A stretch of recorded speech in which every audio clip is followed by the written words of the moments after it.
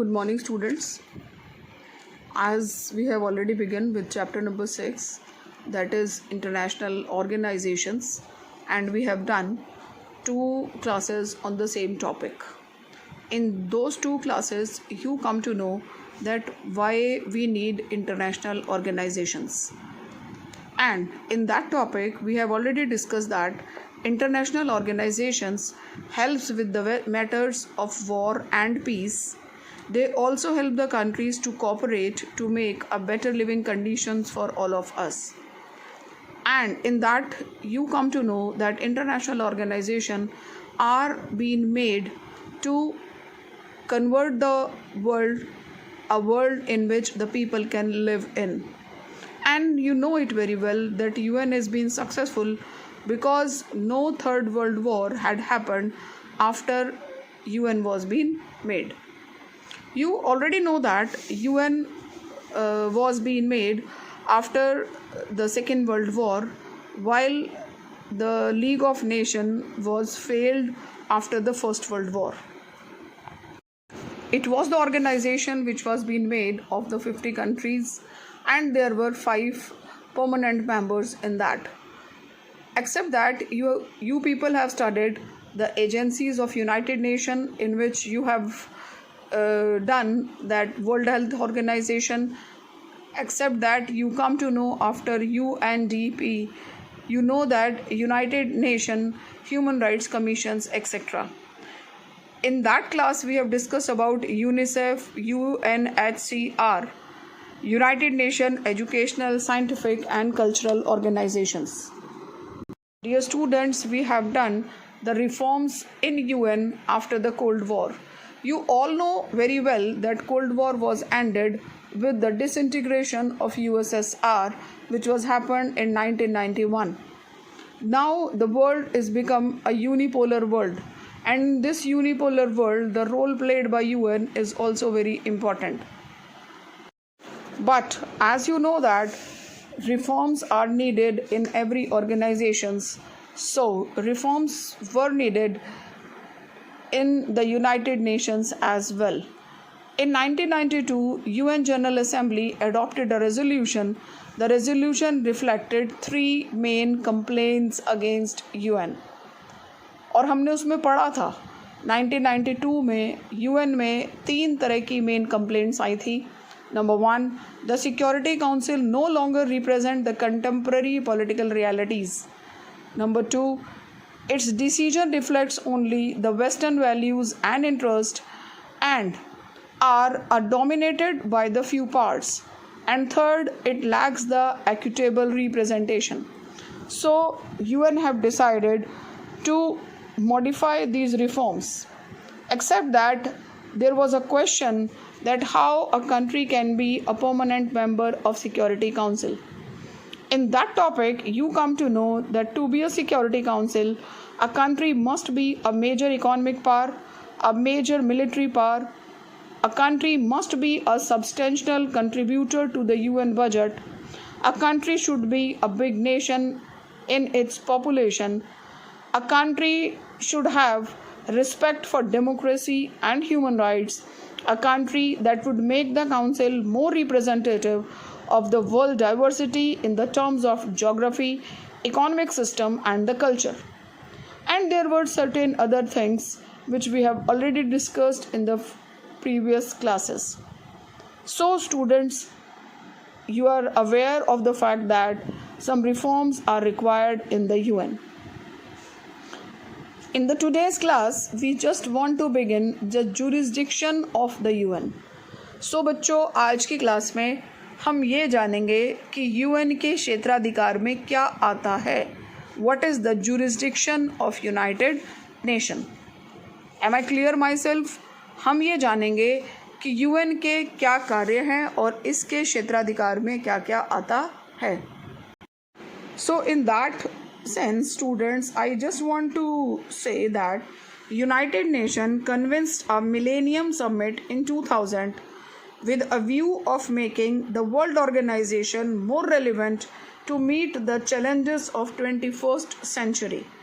And these were known as the Millennium Declaration, adopted as the close of the summit reflected and consensus on the two objective that was the peace and development. So बच्चों, United nation की एक submit हुई 2000 में और इसके जो उद्देश्य थे उन्हें कहा गया मिलेनियम डेवलपमेंट गोल। और उस वक्त यूएन का जो लक्ष्य था वो दो तरफ आगे बढ़ना था। वन वॉज पीस यानी शांति मेंटेन करना एंड अनदर वॉज डेवलपमेंट यानी development for entire human being. In 2005, UN completed 60 years of its existence. The heads of the state, of government, plus the representatives of many new countries met to celebrate this occasion. At the Millennium Summit, the jubilee of the meeting was held in 2005. The world leaders were agreed on the following points. तो जब UN को बने हुए 60 साल हुए 2005 में, उस समय यूएन की एक डायमंड जुबली सेलिब्रेशन था और उस समय जो वर्ल्ड लीडर्स थे उन्होंने कुछ बातों पर अपनी सहमति जताई। The first is establishment of a human right council. This council has been working since 2006। तो क्या किया गया? सबसे पहले एक ह्यूमन राइट काउंसिल बनाई गई और 2006 से ही यह काउंसिल अब काम कर रही है। Second point is the creation of a democracy fund to promote democracy around the world. The UN democracy fund was launch in March 2006. The fund received the contributions for many countries including India and United States. So दूसरा जो मुख्य उद्देश्य था UN को बनाए रखने का, UN के काम करने का, वो था एक डेमोक्रेसी बिल्डिंग फंड इकट्ठा करना, जो कि मार्च 2006 में ही शुरू हो गया। और ये जो डेमोक्रेसी बिल्डिंग कमीशन है, इसमें क्या किया जाता है? कुछ फंड्स इकट्ठा किए जाते हैं जिसमें भारत और यूएस जैसे और बहुत सारे देश शामिल होते हैं। And the third topic was to shut down the trusteeship council. जो ट्रस्टीशिप काउंसिल है ये बनाई गई थी उन देशों को लुक आफ्टर करने के लिए जो फांसीवादी जो ताकतें थी उनके हाथ में थी। और अब जब फांसीवादी ताकतें ही पूरी तरह ख़त्म हो चुकी हैं तो ट्रस्टीशिप काउंसिल को भी ख़त्म करने का प्लान किया गया, जो कि अभी हो चुका है। Next was the creation of a peace building commission. So it was decided कि एक पीस बिल्डिंग कमीशन बनाया जाएगा which will work to maintain peace universally in all the countries of the world. The Millennium Development Goals, which was known as MDG, adopted as the Millennium Summit. These goals are eradicating the extreme poverty and hunger, promoting gender equality, reducing child mortality, and promoting sustainable development and combating HIV/AIDS and other diseases. तो जो millennium development goal का मुख्य उद्देश्य था, number 1, उन सब reason में, उन सब क्षेत्रों में जहाँ पर एक्सट्रीम पॉवर्टी है वहाँ पर काम करना। इसके लिए यूएन ऑलरेडी वर्क कर रहा है। इसके अलावा promoting sustainable development. You all know very well that sustainable development means that we should do development in that sense so that we shouldn't hamper the development of future generation। यानी हम जो भी development करें, जो भी तरक्की करें, उसमें आने वाली जो पीढ़ियां हैं उनकी तरक्की में बाधा ना पहुँचे। चाहे फॉरेस्ट काटना हो, पेड़ काटना हो, नदियों का इस्तेमाल करना हो, रिसोर्सेज का इस्तेमाल करना हो, जो डेवलपमेंट है उसका उद्देश्य यही होना चाहिए that future generation should not be hampered. Except that you know that there are international diseases which are known as HIV, AIDS, etc. And nowadays, जैसे कि एग्जाम्पल ये corona virus, it has been spreading all over the world. So UN, it is the goal of the UN to help all those countries which are being affected by it. Next, 6th point is suppression of the terrorist act directed against the heads of the states of the innocent civilians. तो UN का एक बहुत बड़ा काम ये भी है कि वो जो टेररिस्ट अटैक्स हैं, जो टेररिस्ट हैं, उनके अगेंस्ट अभियान चलाना. जब हम चैप्टर 3 कर रहे थे, US hegemony in the world politics, at that time you come to know that America have started operation infinite reach against the terrorist of Afghanistan, Sudan, etc. Next is international community taking a coercive action to the case of inability of some states to protect their citizens from atrocities. You all know it very well that there are so many countries which are putting atrocities to their people. वो अपने लोगों को क्रूरता से मारते हैं, उन पर मनमानी करते हैं. So in that situation UN will also help to those countries. This also we have studied in chapter 3. So these all were the jurisdiction of UN, and you all know it very well that UN is working to contribute in all these situations. So students, I am hoping that all of you must be getting it properly. My next topic is India and UN reforms. Bharat और राष्ट्र संघ में सुधार. India has supported the restructuring of UN on several grounds. जो भारत है वो भी राष्ट्र संघ के पुनर्निर्माण के लिए वचनबद्ध है और हम भी इसको सपोर्ट करते हैं that UN should be restructured. It believed that a strengthened and a revitalized UN is desirable in the changing world. India also support an enhanced role for UN in promoting development and cooperation among the states. India believed that the development should be central to the UN agenda as it is a vital precondition for maintenance of international peace and security. तो बच्चों, जो भारत है उसका view है, उसका मत है कि जो यूएन का सेंट्रल एजेंडा है, जो यूएन का मेन प्लान है, उसमें डेवलपमेंट यानी विकास के मुद्दे को शामिल किया जाए, क्योंकि जो विकास का मुद्दा है वो ही वर्ल्ड में पीस और सिक्योरिटी को मेंटेन करता है. So one of the India's major concern has been the composition of Security Council, which has remained largely static while the UN General Assembly membership has expanded considerably. India considered that this has harmed the representative character of Security Council. You all know it very well that Security Council have 5 permanent members. When there were only 50 members in United Nations, at that time there were 5 permanent members. So India का जो concern है, India भी ये कहता है that Security Council should be enlarged, कि जो सुरक्षा परिषद है इसको बड़ा किया जाना चाहिए. It also argued that an expanded Security Council with more representation will enjoy greater support in the world community. कि भारत का मत है कि अगर सुरक्षा परिषद में ज़्यादा सदस्य लिए जाएंगे तो जो वर्ल्ड कम्युनिटी है, जो दुनिया के ज़्यादातर देश हैं, वो यूएन में ज़्यादा बिलीव करेंगे. We should keep in mind that the membership of UN security council was expanded from 11 to 15 in 1965, but there was no change in the number of permanent seats. Since then, the council has remained stationary. The fact remains that the overwhelming majority of UN General Assembly members now are the developing countries. ये बात बिल्कुल सच है कि 1965 में UN की membership को बढ़ाया गया, यूएन की सिक्योरिटी काउंसिल की मेंबरशिप को बढ़ाया गया, जिसको 11 से बढ़ाकर 15 कर दिया गया.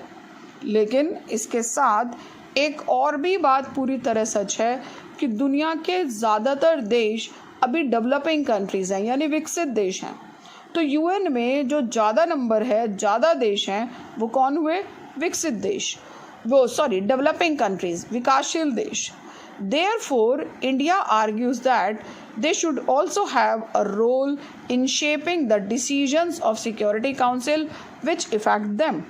तो ऑफ कोर्स भारत ये चाहता है कि सिक्योरिटी काउंसिल में जो डेवलपिंग कंट्रीज़ हैं उनको रिप्रेजेंटेशन मिलना चाहिए, क्योंकि वो सिक्योरिटी काउंसिल जो उनके लिए काम करती है, अगर डेवलपिंग कंट्रीज़ को इसमें रिप्रेजेंटेशन मिलेगा so they will work in a better way. Next is India support an increase in the number of both permanent and non-permanent members. Its representatives have argued that the activities of Security Council have greatly expanded in past few years. और जहाँ तक security council के कामों का संबंध है, उसके कार्यों की जो लिस्ट है वो लगातार बढ़ती जा रही है. तो भारत का मत ये है कि जब सिक्योरिटी काउंसिल यानी सुरक्षा परिषद के कार्य बढ़ रहे हैं तो उसकी सदस्य संख्या भी बढ़नी चाहिए. The success of Security Council's action depends upon the political support of international community. And you all know it very well that UN will work with the help of other countries, and other countries will help in UN when they got some place, when they got some position in that. Any plan for restructuring of Security Council should therefore be broad-based. For example, the Security Council should have more developing countries in it. So dear students, I have given one question in your previous class that should India be given a permanent member of Security Council? कि क्या भारत को सुरक्षा परिषद की स्थायी सदस्यता मिलनी चाहिए? तो of course India is also of the opinion that India should get the permanent seat in security council. Number 1, first is India's population increase to reach more than 123 crore, which is almost the 17% of world population. So a country so extremely large in size should have guaranteed role in the Security Council. तो जहाँ तक सुरक्षा परिषद की स्थायी सदस्यता का प्रश्न है, तो पहली बात, भारत दुनिया की लगभग 17% आबादी को रिप्रेजेंट करता है, and that is why India should be given a permanent seat in the Security Council. Second point is, India is the world's largest democracy. As you know that we are the second rankers in the population, but you know that China is not a democratic country, and India is representing a largest democracy of the world. Promoting democracy has become a trust area of United Nations. How can then the world's largest democracy be excluded from a permanent seat in the Security Council? तो जहाँ तक दूसरी बड़ी बात है, भारत दुनिया का सबसे बड़ा लोकतंत्र है, और भारत दुनिया का सबसे बड़ा लोकतंत्र होने के नाते भारत को सुरक्षा परिषद की स्थायी सदस्यता मिलनी चाहिए. The third point is, India has emerged as a major economic power in 21st century. You all know it very well that India is a fast developing country. India has made effective contribution to the UN funds. India also contributed an amount of $2 million to UN Peace Building Fund. और भारत राष्ट्र संघ में लगातार अपना सहयोग देता है. हमारा जो पीस बिल्डिंग फंड है, भारत ने लगातार इसमें बहुत सा फंड रिलीज किया है, and that is why India's claim to be a permanent member of security council is desirable. The fourth point is, India and its nominees were elected in the several UN and international organization. आपको पता है कि भारत के बहुत सारे लोग, बहुत सारे रिप्रेजेंटेटिव जो यूएन के जो अदर मिशंस हैं, बहुत सारे मिशंस हैं, उसमें काम करते हैं. कहते these organization included the human right council, the human right committee and international law commission. कहते these signifies that India has the will and the capacity to take on major responsibility as regard to the maintenance of international peace and security. मैंने पहले ही बताया है कि UN के बहुत सारे mission में भारत काम कर रहा है और इसी के माध्यम से ये बात साबित होती है कि भारत यूएन की रिप्रेजेंटेटिव होने की रिस्पॉन्सिबिलिटी लेने की स्थिति में है. The fifth point is, as has already been explained, India continued to participate in almost all the UN activities and help the UN peacekeeping forces in Korea, in Congo, in Lebanon, and many other countries. Despite all these facts and realities, the disagreements among the nation blocked the way to Security Council reform. तो Bharat UN की बहुत सी कामों में मदद कर रहा है, लेकिन इसके बावजूद ऐसे बहुत सारे ब्लॉकेड हैं, ऐसे बहुत सारी चीज़ें हैं जो भारत की स्थायी सदस्यता में बाधा डालते हैं. Number 1, the Pakistan obviously dislike the India's candidature.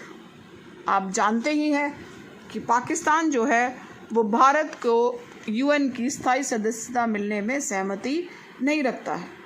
China may not have openly opposed the India's candidature, but she is believed to be against any other Asian power, India or Japan, joining the UN Security Council as a permanent member. तो हमारा जो दूसरा rival है जो भारत की स्थायी सदस्यता में रोड़े अटकाता है वो है चाइना, क्योंकि चाइना नहीं चाहता है कि एशिया से कोई और सदस्य यूएन की स्थायी सदस्यता को प्राप्त कर सके. The US President Barack Obama, on his visit to India in November 2010, was willing to support India's demand for permanent seat in Security Council, but it was not clear from his statement as to when exactly the Security Council will be expanded.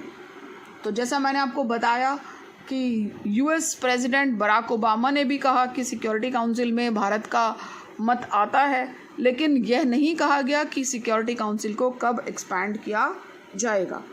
Meanwhile the India reached the agreement to mutual support and the other 3 main aspirations for permanent membership, namely the Brazil, Germany and Japan. और ना सिर्फ भारत बल्कि Brazil, Germany, Japan, ये सभी देश, ये चारों देश यूएन की स्थायी सदस्यता के लिए कार्य कर रहे हैं. So dear students, I have made myself clear on the topic that why India is demanding a permanent seat in UN Security Council. So our last topic is UN in a unipolar world. कि आज जब विश्व एक ध्रुवीय हो चुका है, आज जब विश्व के पास कोई दूसरी पावर नहीं है, तो ऐसे समय में यूएन क्या रोल प्ले करता है, यानी यूएन की क्या रिस्पॉन्सिबिलिटी है. Dear students, with the collapse of Soviet Union, the United Nation was the only super power left in the world. This question how to deal with the US hegemony in the unipolar world. Are the world leaders in a position to tell the US what is right and good for the world at large? Can they help to maintain a balance of power in the world politics? There is no doubt that there is going to be difficult. आज जब विश्व में एक महाशक्ति है, तो क्या किसी देश के पास ऐसी शक्तियां हैं, ऐसा पावर है कि वो यूएन से प्रश्न पूछ सके, कि वो यूएस से भी प्रश्न पूछ सके, that what they are doing for UN. So I am telling you some points that what should be the position of UN in this unipolar world. The United State on account of its military capability can rudely ignore the international organization. आप सब जानते ही हैं कि United nation की जो power है उसमें से ज़्यादातर जो कंट्रीब्यूशन है वो यूएस की तरफ से आता है. यूएस की मिलिट्री कैपेबिलिटी जो है वो लार्जेस्ट हैं. ये बात हमने चैप्टर 3 में भी डिस्कस किया था कि more than 12 other countries of the world are not equal to the US military capabilities, कि उसकी सैन्य क्षमताओं के सामने कोई देश नहीं टिकता है. Within 72 days of the invasion of Afghanistan, the President Bush began planning for a war in Iraq. The UN Security Council never passed any resolution authorizing the invasion of Iraq, which began on 20th March 2003. ये आप जानते ही हैं. अभी मैंने बताया कि अफ़गानिस्तान पर attack के 72 डेज़ के बाद ही यूएस ने डिसाइड किया 2003 में that they will attack on Iraq, और यहाँ पर यूएन से उन्होंने सेंशन भी नहीं ली. तो you can see that the position of UN in the unipolar world.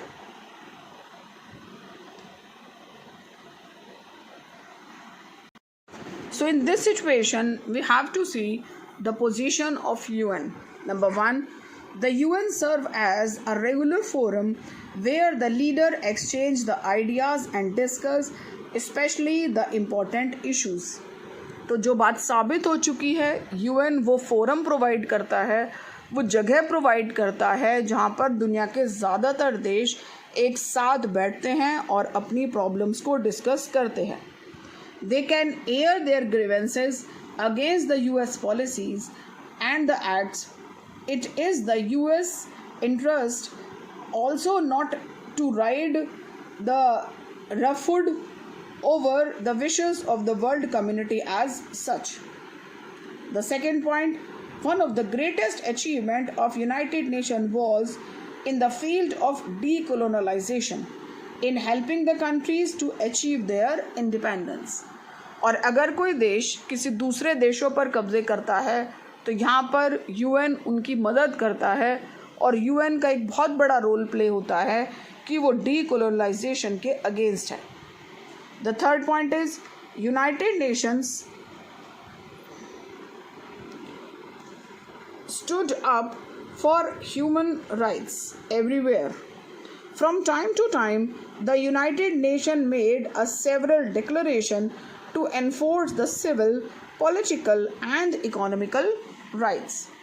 तो UN जो है ये क्या प्रोवाइड कर रहा है? ये देशों को civil rights, political rights, economic rights provide कर रहा है, और जो भी मेंबर कंट्रीज़ होते हैं UN के वो बाइंडिंग है, उन पर बाइंडिंग है that they are bound to provide such things to their citizens.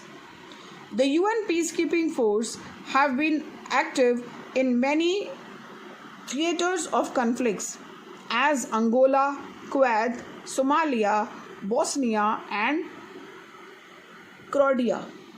The UN peacekeepers can take a credit for restoring order in many regions. और इसी तरह से बहुत सारे देशों में UN जो है वो पीस कीपिंग मिशन प्रोवाइड कर रहा है, and it also show that UN is relevant in the present world. The UN activities devoted to economic and social work like providing food, shelter, medical aid and education. UN आपको पता है बहुत सारे जगह पर मेडिकल एड प्रोवाइड करता है. India में अगर आप बात करें रेड क्रॉस सोसाइटी, तो it is been provided by UN, except that जो पल्स पोलियो वैक्सीन है that is also been given by UN. India में आंगनवाड़ी प्रोजेक्ट्स है that are also been started by UN. So in that way, it is not only in India, it is working all over the world for maintaining good health care, education, etc. The last point is the challenge of globalization and interdependence on economics made in international organizations such as United Nations absolutely necessary for each other's benefit. तो जहाँ तक हम अंतर्राष्ट्रीय संस्थाओं की बात करते हैं वहाँ पर भी यूनाइटेड नेशन बहुत सारे मिशंस पे काम कर रहा है. So dear students, it is the end of the chapter and you come to know that why UN is relevant in today's world. So we have finished the chapter and I hope that all of you must have understand it properly. If you have any queries, you may call me any day between 5 to 6. I'm giving a short assignment to you which you have to do in your fair notebook, and I'm hoping that all of you must be preparing your notebooks. You can take the help from NCERT, you can take the help from BB Tayal, you can take the help from any other relevant book if you want to take. But please do the assignment. That will only help you to prepare for the board examination. Thank you very much.